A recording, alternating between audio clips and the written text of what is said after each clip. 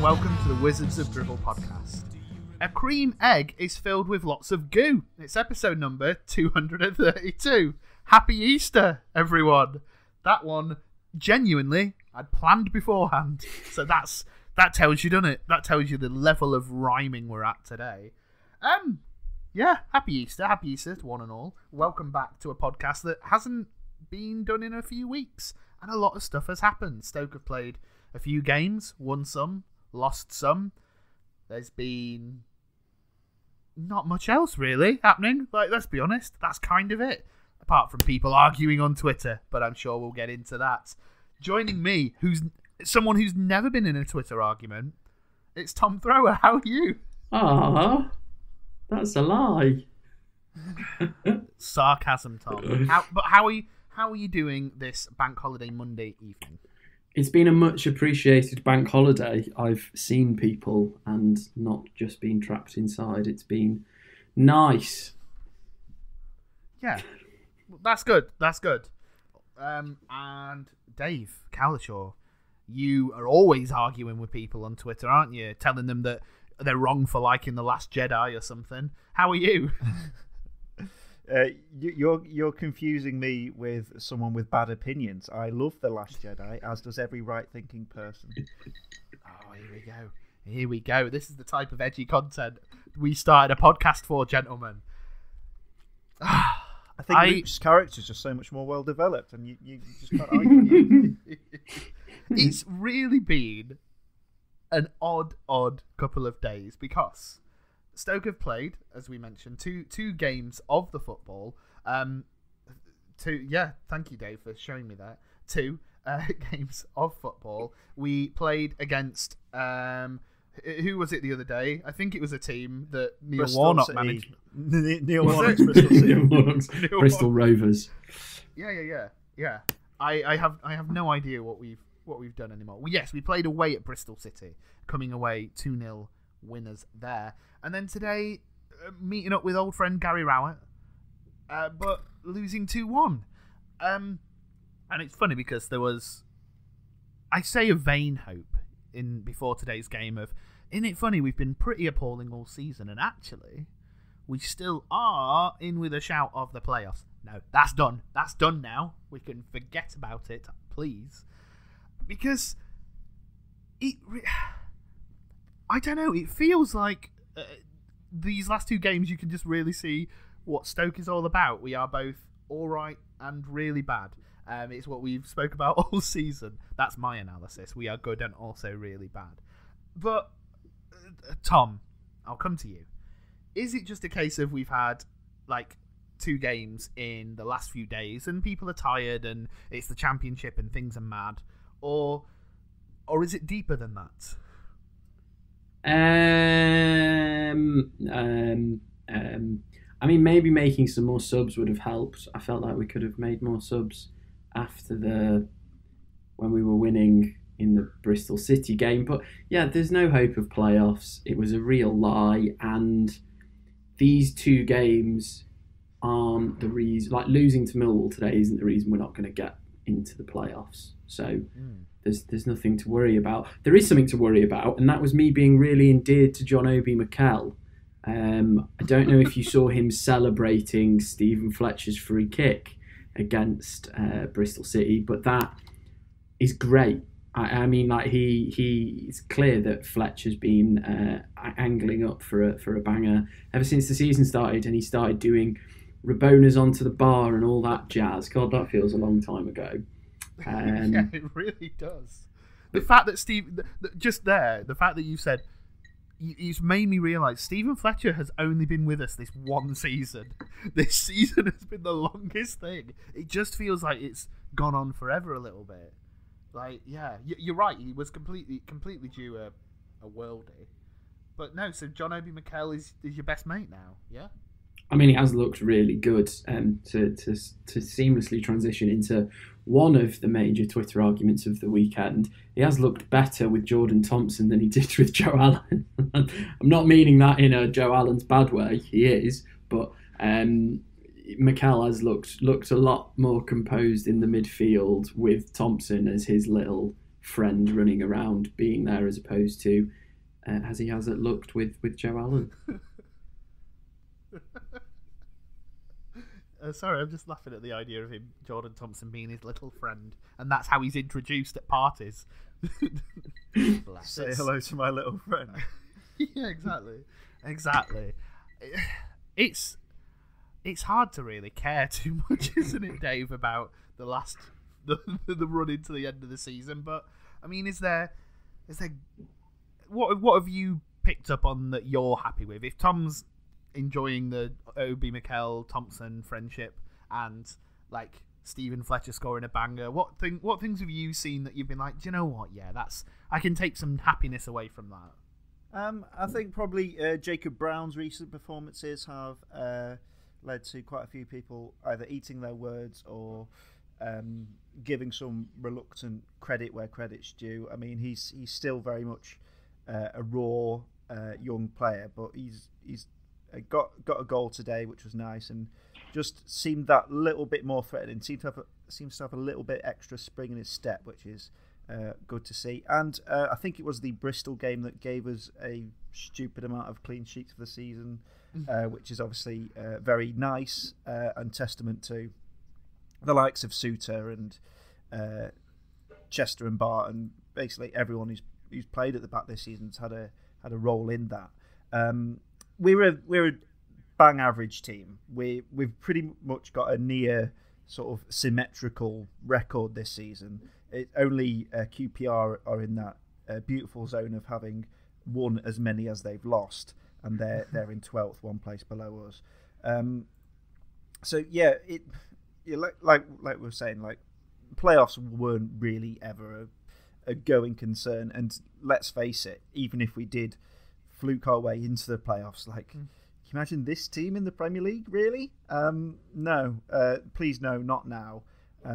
It was mainly just something to give a little bit of extra interest in these final 10 or so games, but you know, this was always going to be one of those transitional building seasons, and I think now we've got to the point of, okay, we're top half of the table, we've done that thing, we've almost completed that phase of relegation / what the fuck are we doing down here, Stoke, and now we're into solid, sensible, average Stoke, and now I think we're getting a little bit impatient of wanting actually quite good Stoke. And whilst we've had tiny little glimpses of actually quite good Stoke here and there, the point of being an average team is that will often be balanced out by doing stupid shit. So yeah, that's where we're at the moment. Average team in need of another window or 2 or 3 or 4 or 5 to make us that bit more exciting going forward. Yeah, that's Stoke. Boring as shit. And I think you're completely correct in that. I think people have written this season off, and rightly so. I think the thing that worries me is that people think that, okay, but next season things will be will just be massively improved. And I think when you allude to the idea there that it's going to take a few windows to change things around, we have a lot of players who we aren't realistically going to be able to shift. Not in transfer terms. Maybe they'll go out on loan, that type of thing. But there's still a lot of wages that are taken up that are being that can't be reinvested elsewhere. It's a difficult period financially. I mean, you know, we may be owned by very, very, very rich people, and Tom, don't worry, we'll go on to that, I'm sure. But the pandemic, no doubt, whilst we are in a relatively secure position, it's hit everyone financially. We're not going to be able to make the same transfer outlays, albeit we haven't really done that under O'Neill. We've been relatively restrained. So yeah, it is gonna take a bit of time. My worry, as I say, is that I don't know if fans are patient to. I mean, you've already seen this season when things have been a little bit drab, like criticisms, rightly so, levelled at O'Neill, especially in terms of like being a bit negative in tactics. I just wonder like how long realistically people will wait for a project to tick over. I don't know. I guess a lot of it comes down to where the fans are in the ground, and that was actually a question that was thrown at us. And I can't remember who it was by, but the question was: do we think this season would have been better or worse positionally and results-wise if Stoke had played in front of full houses? And what do you think? Oh, considerably worse. We'd be much worse, and I don't really mean this to disparage the fans, but Stoke, we've been served up so much shit in real life for like half a decade now that our not our demands are high, but just our ability to see a situation and not immediately think the worst of it is just entirely diminished. And I'm thinking back to things like the run post Campbell injury that sort of we only really got out of the fog of that a month ago. I think we'd have been decimated by something like that. And I think when you look at a lot of the younger players in the team who, like the Jacob Browns, who've needed a run of games and a bit of a building of confidence, and now maybe we're at the end of him having that and he's starting to show what he's about a bit more. I just think because of the negative mindset that we have, and that's not in a bad way, just that is factually where we are as a fan base. Things are shit. They have been shit. They don't look like they're going to get better. Would have plagued all of the building that O'Neill's done and made it harder. Maybe they would have overcome it, and maybe they'd have been better for overcoming it quicker. But yeah, I have no feeling that the fans would have made this season better. I'm not to be negative, but I do completely agree with you. I think that it's the heat of emotions of a football game. I think that there would be, I don't think the younger players would have been protected as they have been. I don't think some of the results that have been really poor would have been, I don't know. Yeah, and even when you think of the potential, benefits of having fans in, like perhaps like potentially giving the encouragement to give them an extra 5% in matches that could change the result from a loss to a draw or a draw to a win. You could label that at all the clubs in this league. All the clubs in this league, I think their managers would probably argue, apart from perhaps Norwich, that that could have that difference could have been made for all their teams as well. So we're obviously not in a unique situation at Stoke. I completely accept what Tom's saying, and like certainly the experience of the last two seasons has been that we have been kind of locked in this cycle of negativity, and especially having had those like glimmers of optimism just before lockdown as well, like those kind of hallmark early results under O'Neill, like your Barnsley, Huddersfield, West Brom kind of games, and Forest as well, after lockdown, having had that kind of excitement generated, and then for this season to be progress, yes, but not in a kind of super exciting bells and whistles kind of way, just kind of steady progress for progress's sake, then that's harder for people to jump up and down and get excited by. It's like, we might have, gone mad for a 2-0 away win at Bristol City, but like, I can easily see the crowd turning in a game like today, for example, where we kind of let the game get away from us. But turning round to the bloke who's effing and jeffing saying, actually, we've got the highest amount of clean sheets we've had for several seasons. and actually, if you look at it, we're actually creating more chances per 90 than we did at this time 3 months ago. It's not really those moments in the crowd aren't really built for kind of long-term analysis, are they? They're about heat of the battle moments, and we haven't had, because of the nature of the season, we haven't had those real clutch games or the real kind of and thanks to O'Neill's tactics as well, we haven't had those kind of barnstorming games. Like, how long ago does the Huddersfield 4-3 seem? The game at our place, was that the last genuinely exciting thing to happen at the Bet365? Quite possibly. I'm looking forward to fans being back, but only when we win. Yeah, fair enough. Absolutely fair enough. It's what fun it has been. Is there anything else? I mean, I know we're a football podcast and we should really talk about the football and the games that happen, but is there anything coming from these last games that really have caught your attention you want to rattle on about, or is there any other subject matter? Nick Powell being the first player to reach 12 league goals in a season since Lawrence and Fuller in the promotion season. There's that, but then also, God, Nick Powell is... I'm not saying he's Jack Grealish, because he isn't as good as Jack Grealish, but I do feel he's the type of footballer who has that sort of upward trajectory. And I know he's not as young either. He is like sort of our only prime age player. But I do feel like if we got him into first and foremost, a team at the top of the championship playing week in, week out, then he'll kick on even more. And then if we went up with Nick Powell, I feel he'd bloody a few Premier League defenders' noses, and my God, would it be fun to watch him do it. Yeah, and he's also exactly the kind of player who, if crowds are in, he is capable of being really frustrating as well at the same time. And, you know, maybe having had that license without perhaps anyone on his back, he feels, you know, that sense of freedom to play the game at his own speed. And granted, he didn't have a great game today, but he has put in some recent performances that, you know, remind us what a quality player he is. And you know, in the absence of Campbell in particular, we've sorely needed anyone in that kind of more dynamic role to produce. And you know, 12 goals.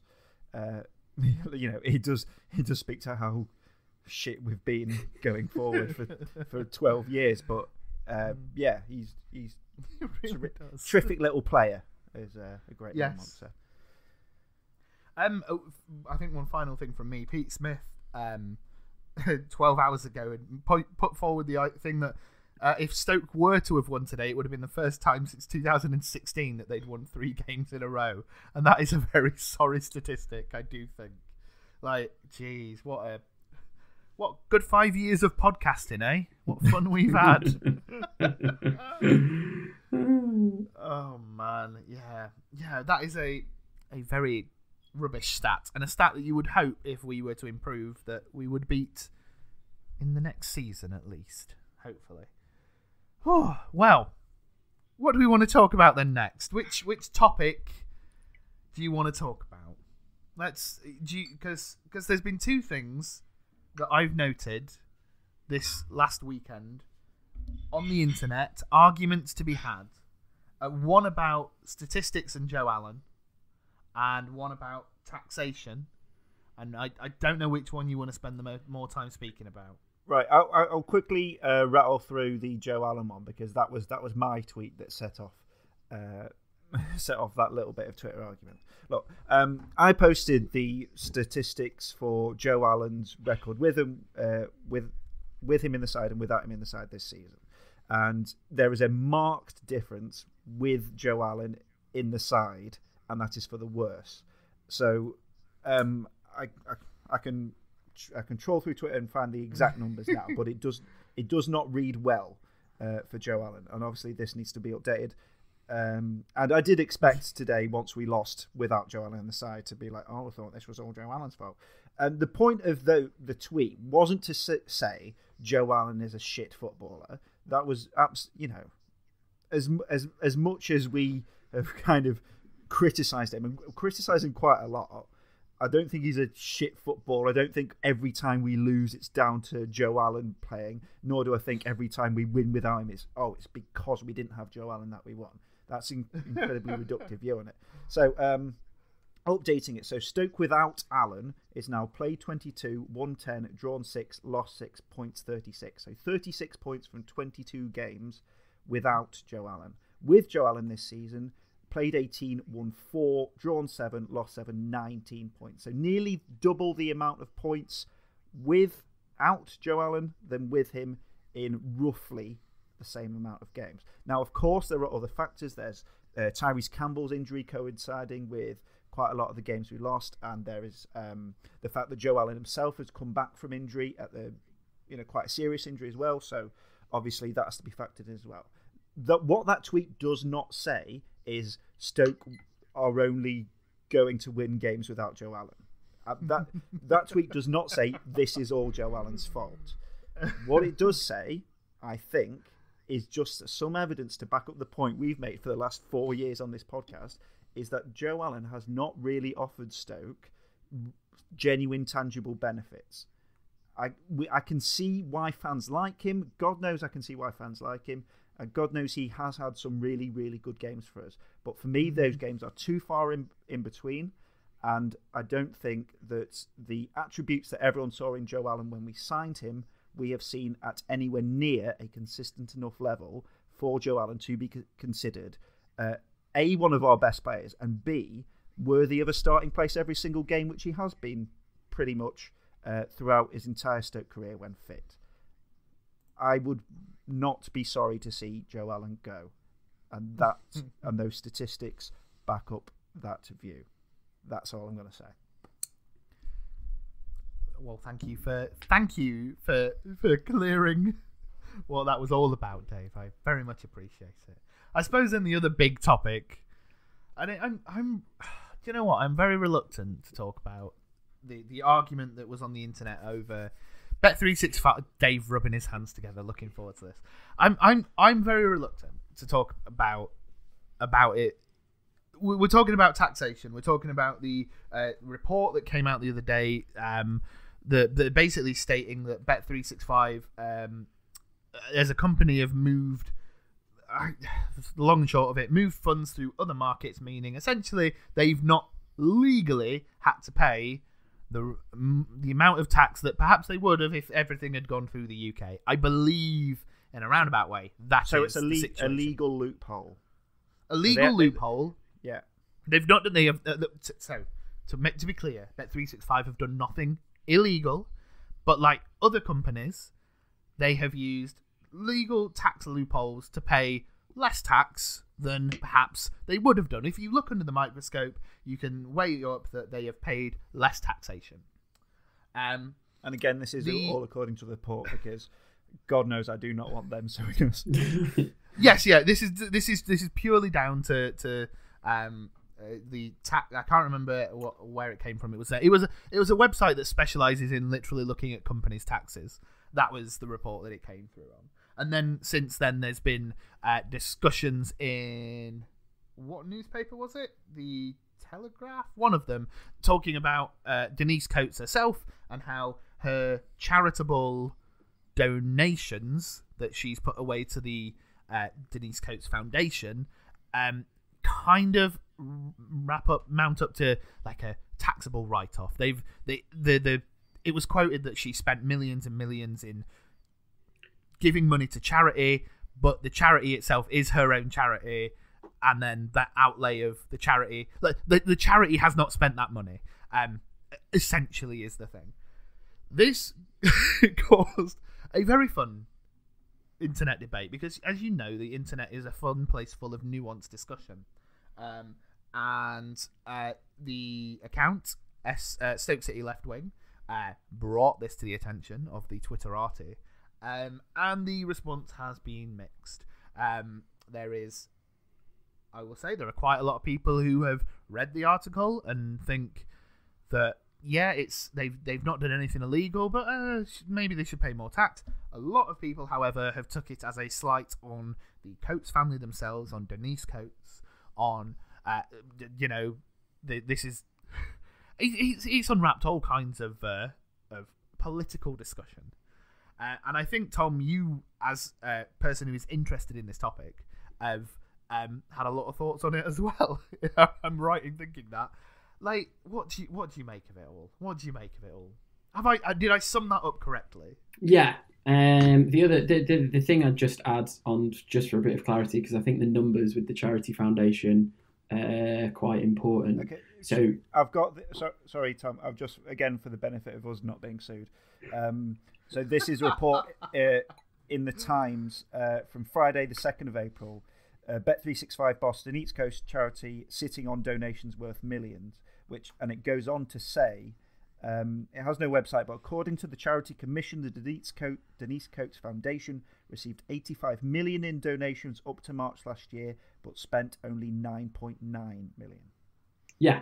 So basically, the charity foundation, and don't worry, lads, you're not going to get sued for this. This is all very much declared in their accounts at Companies House, as all charities companies have to do. You'll often see when things reported around Denise Coates' wage say something like donated, I think this year it was like £85 million to, what's the word they use that isn't charity? I can't remember. Like non-profit. Something like that. The oldie word, not oldie, but yeah. Anyways, donates 85 million to basically saying it seems like she's donating 85 million to charity. Now, what it actually is making an £85 million donation to the Denise Coates Foundation, which is a charitable organisation who donate money to worthy causes, and they do donate money, and I'm sure they provide money to causes that without that money they wouldn't be able to survive. So that isn't a bad thing, but it's more so focusing on the actual idea of it. So you hear this £85 million figure, and what that actually is going into the foundation, which sits on I think its accounts in December 2019, which is their most recent accounts, sits on about £350 million, yet in that same year gave out only £10 million in donations. And again, it's hard when numbers are that big to say something like just £10 million, because I'm sure that helps thousands of people in the local community's lives. But I feel that is a context that is lost when, especially when you discuss her wage and Bet365 themselves. Oh, well, they give money to charity. Oh, well, they pay the tax that they're legally required to pay. So again, to touch on that point, the UK's corporation tax at the minute is 12.5%. That's the lowest it's been since like, this is Second World War's wrong, but it's since like the 1960s. It's never been that low. It's at the lowest it has been for some time. It's one of the lowest in Europe. And that's why this article talked about £150 million had been legally avoided by declaring earnings in different places, so reducing their tax burden. And yeah, okay, there is a legalism argument to say, well, if it's legal, it's fine. But that wasn't the point that was really being made. The point that was being made was £150 million to the taxpayer of the UK is a significant chunk of money, and is something we should do. And yeah, the argument I really don't understand is, well, why aren't you going after Google? Why aren't you going after other major companies? Well, if Chevron owned us, if the Chevron oil company owned us, then maybe I would discuss their role in funding the Myanmar military to help them with their military coup. Not directly, they funded them to build a pipeline across the entirety of Myanmar. Massive different issue. No, Bet365 are RMS, and their name is plastered across our stadium, and RMS is wrong because, again, they provide jobs to the local community, and I am caveating all of this, but ultimately it comes down to a pretty basic point. Billionaires aren't your friends, and they never will be. Apparently that's controversial. I think it's yeah. Go on, Dave. Sorry. So again, this coincided with a couple of days after it being reported that Denise Coates, the highest paid woman in business in the country, earned a salary of £421 million in the year ending 29th of March.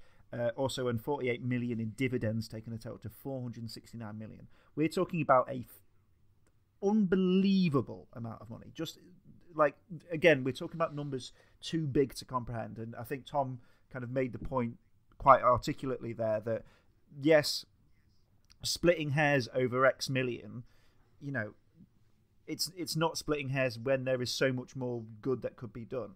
I was going to kind of play devil's advocate with you, Tom, and talk about the what about the jobs in the local area that Bet365 created, which has been, I think, of the legitimate responses that Stokesy left-wing response had that weren't just quite just reductive abuse. Of those legitimate responses, the one I had the most sympathy for was the argument that Bet365 are a huge employer in the local area. I think they're the biggest private sector employer in the local area, possibly behind Bentley, but certainly less than the NHS and the council. So that's the kind of thing I had the most sympathy for. And I know we're running out of time, so what would you kind of say to that then? That yes, there's arguments to be made that she should be paying more in tax, but look at what Bet365 do for the local area. So on that, I think we had a brief discussion about this. So it's about 3,500 jobs in the local area, and I think it's reported as like over 5,000. So we can presume it's somewhere near 5,000 total Bet365 employees. Let's just call it 5,000 because this makes this maths much easier. If the employees are 5,000, Denise Coates could get every single one of those employees an £80,000 rise in the year and still take away £60 million in her own paycheck. I feel you have to do these things. Or the other one that I tried to use was our average attendance last season was like 25,000 in the season when we had a full season of fans. And you could give every single one of those fans a living wage, which works out at about £18,000, and Denise Coates could still have £3 million take-home pay. This is how massive those figures are. These figures are life-changing, and the argument isn't that having a company and making money for a company is bad. It's just the original argument was, well, you've avoided legally £150 million of tax. Maybe just don't do that. If you want to be this charitable helping foundation, okay, you have those legal avenues available to you, and they should be illegal. That's my personal opinion. It's not the opinion of any group, any organisation. That's my opinion. But just pay your tax, and then it's hard to stick with just that when you have figures that are £500 million is like the budget of a local authority.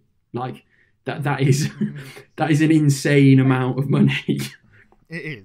I think the thing for me, and this is not representative of this is my own personal opinion, but I think because quite often, as we're seeing in this discussion and the responses that happen online, you get people like saying, what business is it of anyone else's to criticize how much she's earning? She's rightly earned that money. She has it's the politics of envy, all this type of argument that you do see quite often when this type of money-based discussion comes up. But I think for me it comes down to a fundamental thing of like you cannot deny, you cannot walk around the city and not see the vast levels of there are some areas that are extremely deprived. For God's sake, we raised how much money for a food bank this last Christmas? Like, the fact that it's needed, these things exist, is showing that we need more investment, more. And I'm not saying you just throw money at it. You need more in the way of services provided. Again, this is my opinion. And so the fact that these people make so much money and that it could be quite easily solved by taxation is a thing. Rutger Bergman, the economist, he put it as simple: it's taxes. You do not need to rely on charity if you just tax properly. If you shut tax loopholes, if you tax people properly, then the need for charitable foundations, as great and as brilliant as they are, you don't need them if you just tax properly. And I think that people got really mad because Denise Coates is a local person, and you can see the positive effects that they've had around the city, but mainly the club. Look at the football club and see what... Dave, you've made the point. Bet365, or was it Tom? I can't remember who said Bet365 is plastered everywhere, but you cannot deny that their money has kept this club afloat. Fine. So yes, you can see that they're a local positive example, but yeah, they're still so very, very rich. Dave, go on. Yeah, so again, I appreciate we're running short on time, and I could happily talk about this for an hour. But I think the thing is, like, what people listening to us may start to think now is, why are 3 people, I think all of us live outside the local area, why are 3 younger fans talking about this on what is in name only, a football podcast? Well, I think this is the thing, and I think this is why it's perhaps animated so many people, is because of this kind of idea that you should keep football and politics separate. First of all, forget that idea at all. Football has always been political. Sport has always been political. But look, even notwithstanding this whole issue, you've got things like James McLean. You've got the fact that Stoke City have a military match day. You've got the fact that the Coates family themselves are, again, sort of registered or declared Labour voters or Labour members or whatever you want to call that. So there is an intrinsic connection between sport and politics. That's the first thing. The second thing is why we're talking about this on a Stoke City podcast is, it's not just to take cheap shots at a billionaire, as fun as that is. It's not to tell people who disagree with us that they're just wrong, as fun as that is. Why I particularly feel like we should be speaking about this, and why I'd like more time to speak about this, is because we are part of a football club as fans. It's such a different thing to being a consumer of Amazon products, of Apple products, of Google products. You feel a connection with your football club as a fan that you do not feel as a consumer of all those other, brands, if you like. And so it's on us as fans to question and to think about where our money comes from and where our club's money comes from and what the role of our football club should be. Is it a community asset? Is it the plaything of a billionaire? And we haven't even got time to touch on the fact that all this money, as we've mentioned before on the podcast, is coming from gambling, which is a pernicious industry. But again, we don't have time. But that's why we're talking about it. It's because it's our club and we give a shit. That's why. You know what? I would love to talk more about it. And actually, if people were up for it and people cared about it, I would happily do a little just discussion podcast about it. So if that is you, let us know. We will happily discuss it. And if you disagree, that's also mint. Let us know. You can come on and have a chat with us. More than happy to air this out, not on Twitter. Because, yeah. Right. Counting down. We've got to go. Thank you, Dave. Thank you. Thank you, Tom. The Zoom count is running out. Bye. Oh, thank you for listening. We hope you have a lovely week. Stay safe. Go on, Stoke. Ooh.